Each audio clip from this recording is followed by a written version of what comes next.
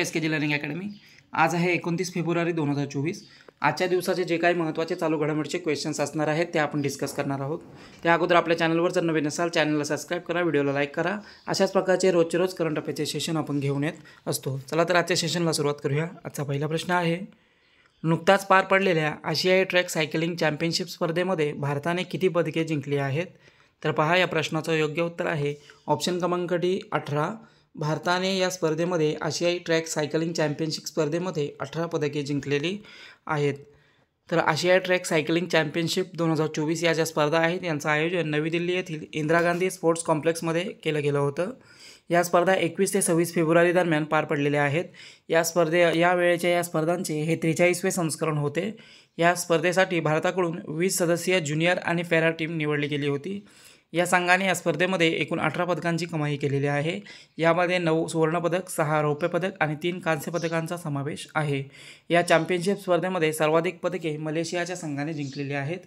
19 सुवर्णपदक, 11 रौप्य पदक आणि 7 कांस्य पदकांसह एकूण 37 पदके मलेशियाने जिंकलेली आहेत।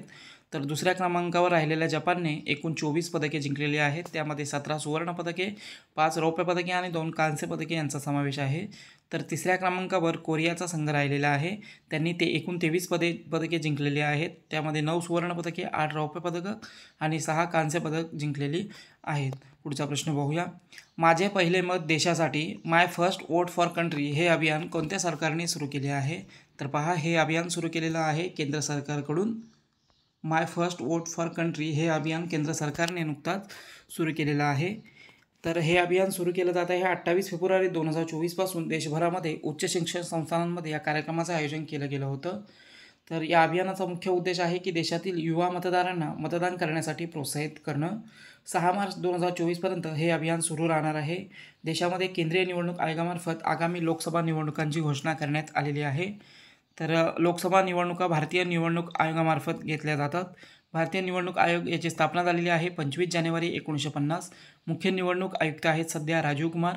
निवडणूक आयोगाची स्थापना ही संविधानातील कलम 324 ते 329 नुसार करण्यात आलेली आहे। पुढचा प्रश्न पाहूया। खालीलपैकी कोणत्या राज्य सरकारने मुस्लिम विवाह अधिनियम रद्द करण्याचा निर्णय घेतला आहे? या प्रश्नाचं योग्य उत्तर आहे ऑप्शन क्रमांक डी आसाम। आसाम राज्य सरकारने मुस्लिम विवाह अधिनियम हा कायदा रद्द करण्याचा निर्णय घेतलेला आहे। आसाम सरकारने आसाम मुस्लिम विवाह आणि घटस्फोट नोंदणी अधिनियम 1935ला रद्द करण्याचा निर्णय नुकताच घेतलेला आहे। या कायद्याअंतर्गत मुस्लिम समाजातील 21 वर्ष पूर्ण न झालेले पुरुष आणि 18 वर्ष पूर्ण न झालेल्या महिलांच्या लग्नासाठी इच्छुक असलेल्या व्यक्तींचे यामध्ये नोंदणी करण्यात येत होती। म्हणजे ज्या मुलांचे वय 21 आणि मुलींचे वय 18 पूर्ण नसतानासुद्धा या कायद्याअंतर्गत यांची विवाह नोंदणी ही करण्यात येत होती। आणि आता या कायद्याद्वारे आता मुस्लिम विवाह आणि घटस्फोट यांची नोंदणी जी आहे ही आता करता येणार नाही आहे। तर आसाम राज्य सरकारने हा निर्णय घेतलेला आहे। आसामची राजधानी आहे दिसपूर। मुख्यमंत्री आहेत हेमंत बिस्व शर्मा आणि राज्यपाल आहेत आसामचे गुलाबचंद कटारिया। पुढचा प्रश्न पाहूया। कोणत्या वर्षापर्यंत भारत आपले स्वतःचे स्पेस सेंटर तयार करणार आहे? या प्रश्नाचं योग्य उत्तर आहे ऑप्शन क्रमांक सी 2035। 2035 पर्यंत भारत अवकाशामध्ये आपले स्वतःचे स्पेस सेंटर तयार करणार आहे। तिरुवनंतपुरममधील विक्रम साराभाई अंतरिक्ष केंद्रामध्ये पंतप्रधान नरेंद्र मोदी यांनी 2035 पर्यंत भारताच्या अंतराळ स्टेशन योजनेचे उद्घाटन केलेलं आहे। स्वदेशी तंत्रज्ञानाच्या माध्यमातून चंद्रावर एक अंतराळवीर पाठवण्याच्या मोहिमेसंबंधित देखील सूतोवाच या कार्यक्रमादरम्यान करण्यात आलेला आहे। स्पेस स्टेशन किंवा अंतराळ स्टेशन ही अवकाशात स्थापन केलेली एक स्थायी सुविधा आहे। या स्पेस स्टेशनमध्ये अंतराळात गेलेल्या अंतराळवीरांसाठी राहण्याची सोय केली जाते। सर्वात पहिल्यांदा सोव्हिएत रशियाने 1971 आपले स्वतःचे स्पेस सेंटर अवकाशामध्ये स्थापन केलेलं आहे। आत्तापर्यंत एकूण 11 स्पेस स्टेशन अवकाशात स्थापन गेलेले आहेत। पुढचा प्रश्न पाहूया। भारतातील सर्वात वयस्कर खासदार कोण होते ज्यांचे नुकताच निधन झाले आहे? प्रश्नाचं योग्य उत्तर आहे ऑप्शन क्रमांक सी शफीकुर रहमान बर्क।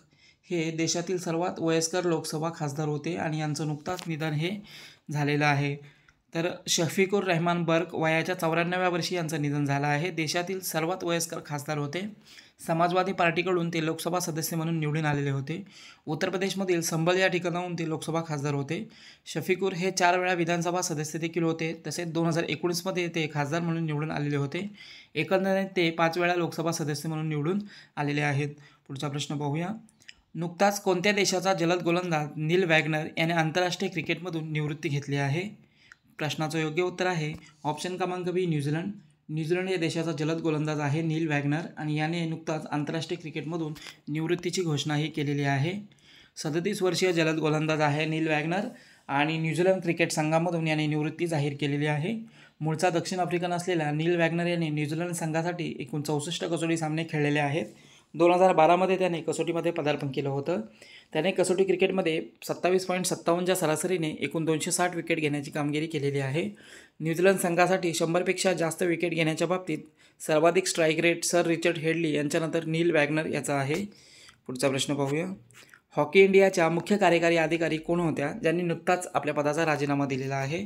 प्रश्नाचं योग्य उत्तर आहे ऑप्शन क्रमांक डी एलेना नॉर्मन.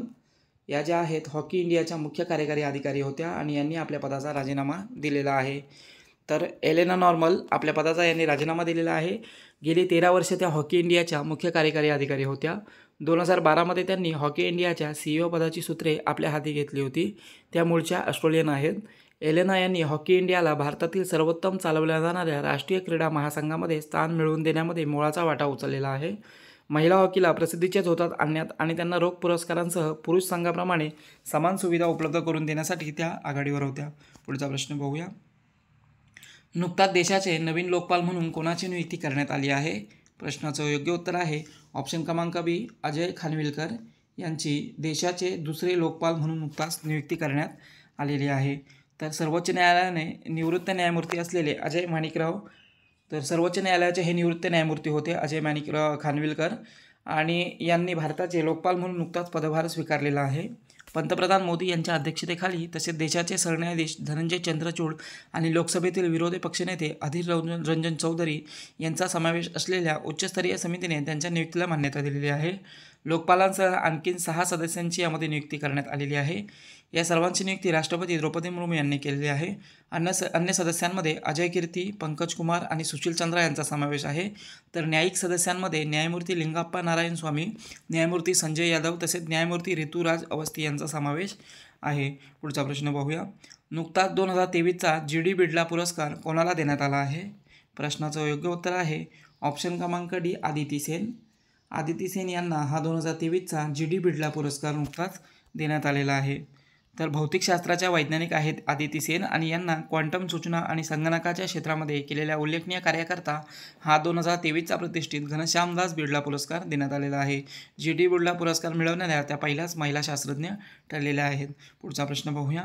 नुकताच इस्रोच्या तामिळनाडू राज्यामध्ये दुसऱ्या स्पेसपोर्टचे भूमिपूजन कोणाच्या हस्ते करण्यात आले आहे?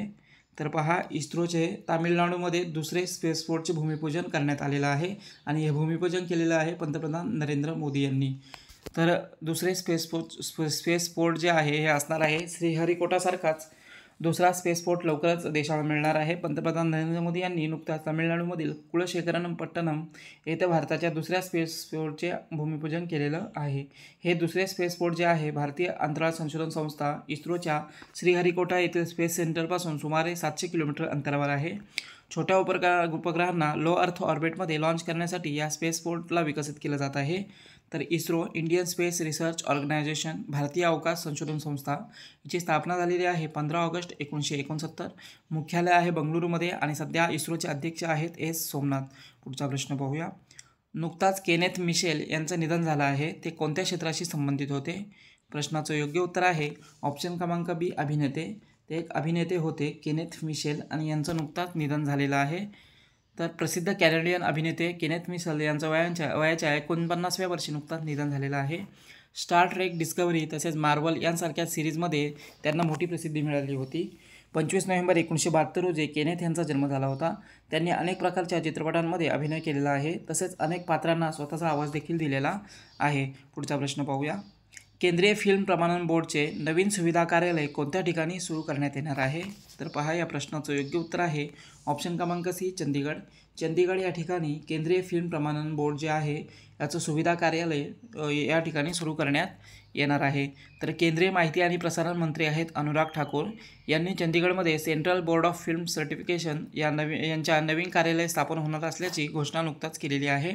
चंदीगड येथे आयोजित चित्रभारती चित्रपट महोत्सवाच्या भाषणामध्ये त्यांनी सांगितले आहे की या भागातील चित्रपट निर्मात्यांना आता चित्रपट प्रदर्शनासाठी तसेच आवश्यक परवानगी मिळवण्यासाठी आता दिल्ली किंवा मुंबई येथे जावं लागणार नाही आहे.